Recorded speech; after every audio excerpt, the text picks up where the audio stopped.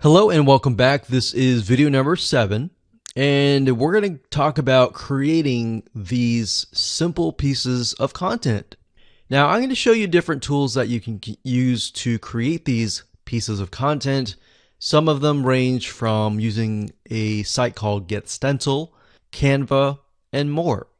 I'm going to show you how to use GetStencil in just a minute. Okay, so the first site is getstencil.com. So it's stencil, but it's getstencil.com. I like to use this site primarily because it really is created for social media engagement. So all the images, all the templates that they give you are primarily focused on social media. Now, there are other sites like canva.com, so that's canva.com. This site will allow you to create other social media images as well, but it goes beyond that. It allows you to create things like e-covers and all of that. So that's why I really like to focus on GetStencil. Now, it does cost some money, but you can start out for free. You can create, I believe, a few images. I think it's 10. So if we click on pricing, as you can see, the free version allows you to create up to 7 images per month. What I recommend is go with the free version first, utilize it first. If you like it, then upgrade. All right. So what GetStencil allows you to do is it allows you to get access to tons of images and tons of motivational quotes. So that's why I like it, because you can find quotes that are built in. Now, even though maybe you're focusing on knitting, scuba diving, or whatever niche that you're in, you can utilize the quotes that in the words that we talked about in the previous video. But if you are aware of the audience and they're all women, maybe they're all men, you can use generic motivational quotes that are built in to GetStencil. So to give you an idea of how to go about doing that, let me go ahead and log into my account and show you around. Okay, so I went ahead and logged into my GetStencil account, and this is what we see. So when you have the free account, you will still see all of the images, but the images that you don't have access to will have a lock. All right, so that will tell you that you'll need to upgrade. But for the most part, I would say start with the free version so that you can get a hang of it. So what I recommend that you do is do a search for photos that appeal to your audience. Now, the reason why we did the audience research and looked at the affinity audiences and all of that was to gain a broader spectrum. So not only are we looking for a specific niche, but we're looking for images that appeal to that person. So if we know that our niche is filled with all women, we may want to stick with images that appeal to women. So for example, animals, beauty and fashion, and maybe love, maybe nature, maybe people, maybe textures. So you see what I'm saying here? We are really not focusing specifically on the niche, but we're really focusing on the person. All right. So let's say we want to use a generic motivational quote for that audience. This is how super and fast and easy it is. So let's say, for example, we want to use this one here. So all you have to do is simply click it.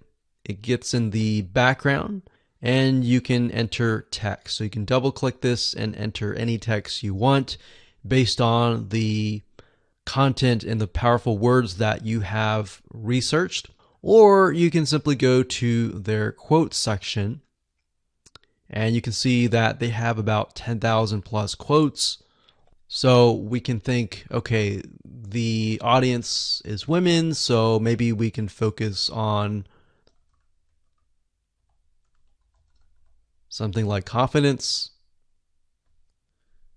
So what we can do is, and what we like to do is, if it is women, we like to try and find quotes by women. So that way we stick with the audience. So we could click on that. And what's nice is when you click on that, it'll automatically create the text. So we could move it over here like so. And do that. Now, of course, when you're ready to edit it, you can go ahead and change the text size here.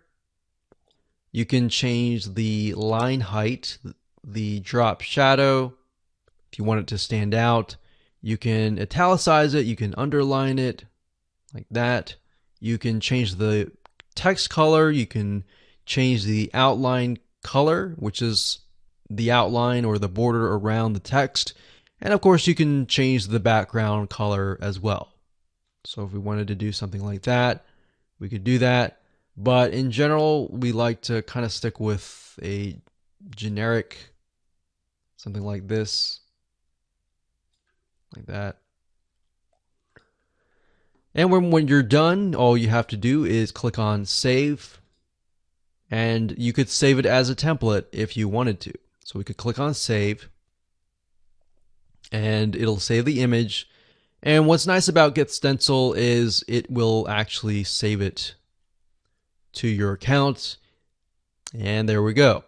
Now, if you don't want to use something like that from scratch, you can go ahead and click on Templates, and you can look for Featured Templates.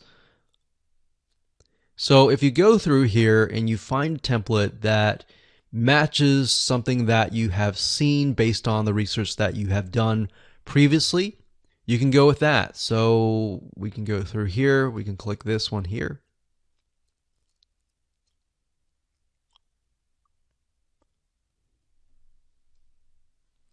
And there we go. So we see an image here, and then we see text. So if that's the format that you like, then stick with that.